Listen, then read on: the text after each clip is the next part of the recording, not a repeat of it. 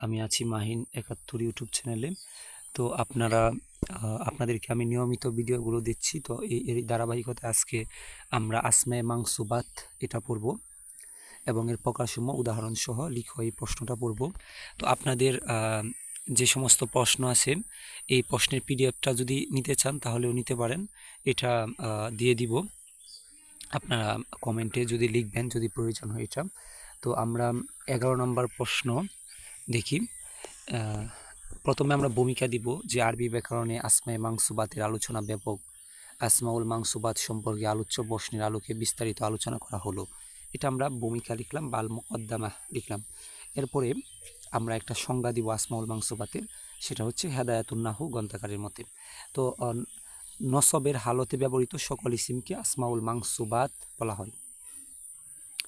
অর্থাৎ যে সকল ইসিমের অন্তর্ভুক্ত মানে জবরটাকে জবর হয় সেগুলাকেই মানসুবাত বলা হয়। নসবত হচ্ছে জবর, আর জবর গ্রহণকারী যে ইসিম এটাই হচ্ছে মানসুবাত। যেমন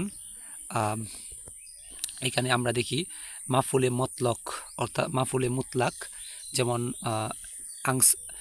আকসামুল মানসুবাত অর্থাৎ মানসুবাতের প্রকাশসমূহ। এখন আমরা দেখি এখানে এই যে এখানে আপনারা দেখেন আছে হচ্ছে এখানে আমরা একটু দেখি। তো এই এটা এখানে মাফুলে মুতলাক নাসরা হচ্ছে নাসরা সাহায্য করলো জাইদুন নাসরা। এখন এখানে নাসরা হচ্ছে ফেল, আর জাইদুন এটা হচ্ছে ফাইল যে কাজটা করছে। এরপরে নাসরন এটা হচ্ছে নাসরন হচ্ছে আপনাদের মফউল।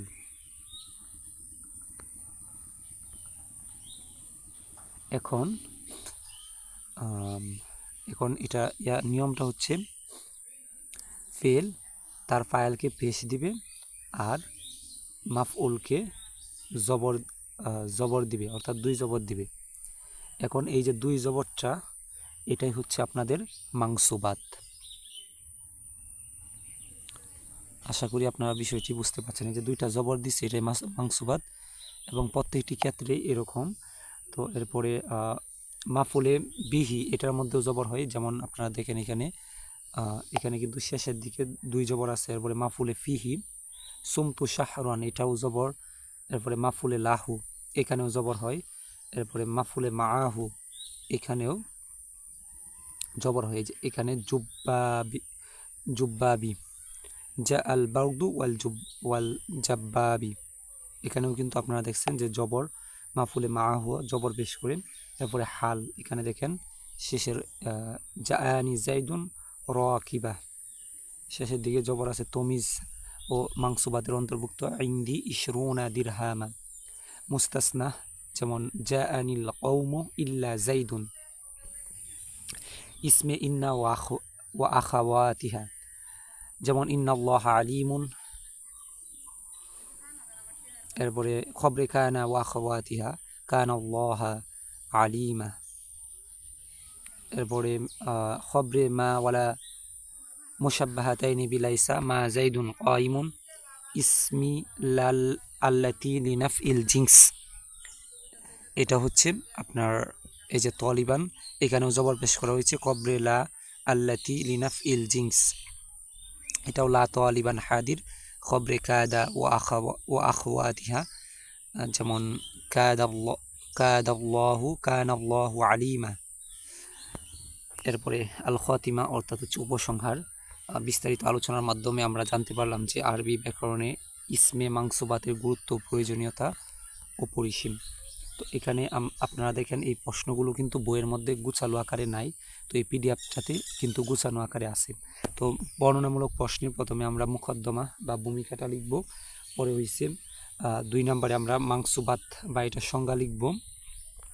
যেমন ক্বালা সাহিবু লিহিদায়াতিন নাহউই।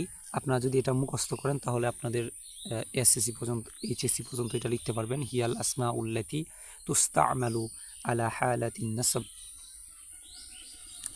এরপরে এটা লিখবেন, সংখ্যাটা লিখবেন, লেখার পরে প্রকারভেদের মধ্যে এই প্রকারগুলো দিয়ে এই উদাহরণগুলো দিয়ে দিবেন।